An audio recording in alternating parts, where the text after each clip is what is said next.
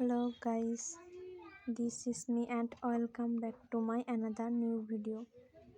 এখানে আমি নুডলস রান্না করব একদম নতুন পদ্ধতিতে, একবারে ভিন্ন স্বাদে।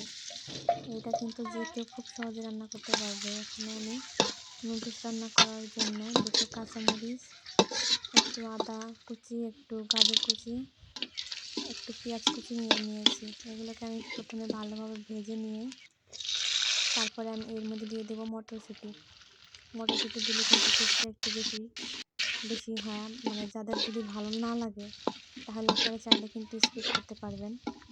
তারপরে দিয়ে দেব স্বাদ মতো লবণ আর একটু হলুদের গুঁড়া। আপনারা চাইলে কিন্তু হলুদেরটা না দিতে পারেন। এরপর এগুলো ভালোভাবে ভাজার পর আমি এখানে পরিমাণ মতো পানি দিয়ে দেব। এখানে পানিটা বলক আসা পর্যন্ত অপেক্ষা করব। আমি কিন্তু মাটির চুলায় সবসময় রান্না করি। মাটির চুলায় রান্নাটা আসলে একটু বেশি টেস্টি হয়। এই দেখুন বলক চলে এসেছে। এরপর যে আমি নুডলসগুলো দিয়ে দেব। এখানে আমি মোট 3 প্যাকেট নুডলস রান্না করেছি, যেহেতু বাড়ির সবাই মিলে খাবো সেজন্য একটু বেশি করেই করে নিয়েছি। এরপরে আমি নুডলসগুলো ভালোভাবে উল্টে পাল্টে ঢাকনা দিয়ে ঢেকে দেব।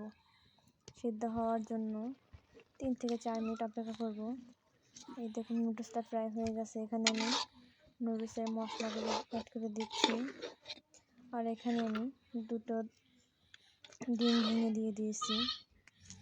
এই পর্যায়ে ডিমগুলো দিলে কিন্তু ডিমটা পুরো নুডলসের সাথে মিশে যায়।